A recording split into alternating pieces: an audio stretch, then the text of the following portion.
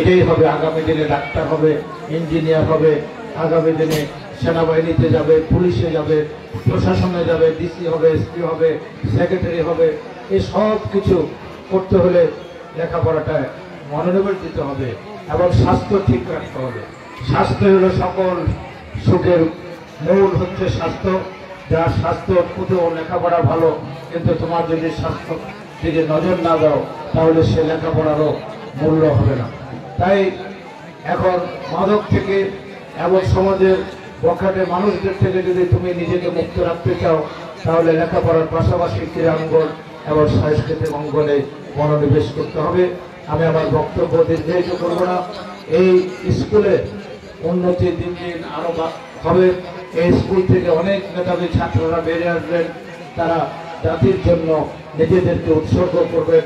এখানে আজকে যেমন খুশি তেমন সাজো এখানে আমি দেখেছি, এবং কয়েকটি নৃত্যের মধ্যে আন্দোলনের একটি প্রতিচ্ছবি তারা ফুটিয়ে তুলেছেন। এই জন্য এই যে এটা একটা দেশপ্রেম, এটা দেশপ্রেম ছাড়া কিছু নয়।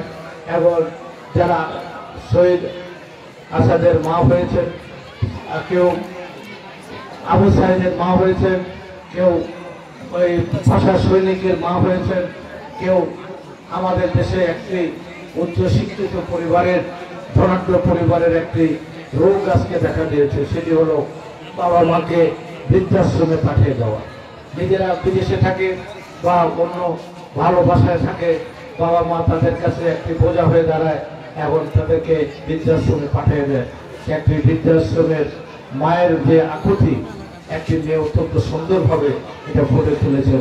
আমি আল্লাহর কাছে দোয়া করি তোমাদের সবাইকে যেন তোমাদের বাবা মাকে যেন বৃদ্ধাশ্রমে পাঠাতে না হয়, তোমরা যেন না পাঠাও, বাবা মার খেদমত করবেন।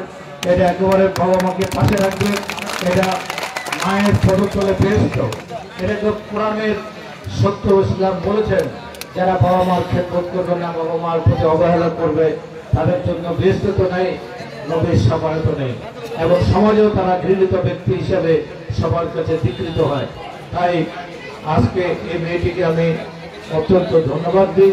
সে আমাদের সবারই সমাজের চক্ষু খুলে দিয়েছে। সে বলেছেন কিভাবে মা এবং বাবার কষ্ট বৃদ্ধাশ্রমে থেকে তার কথার মধ্যে দিয়ে ফুটে উঠেছে। আমি আমার বক্তব্য দীর্ঘায়িত করব না।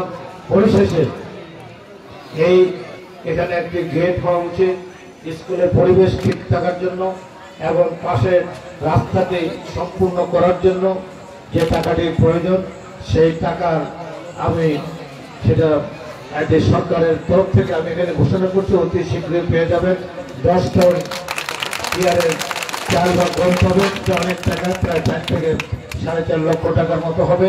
এটা যে এটা আপনাদের এই সমস্যাটা ইনশাআল্লাহ সমাধান হবে, এই কথা বলেই আমি আমার বক্তব্য এখানে শেষ করছি। আল্লাহ হাফেজ। বাংলাদেশ জিন্দাবাদ।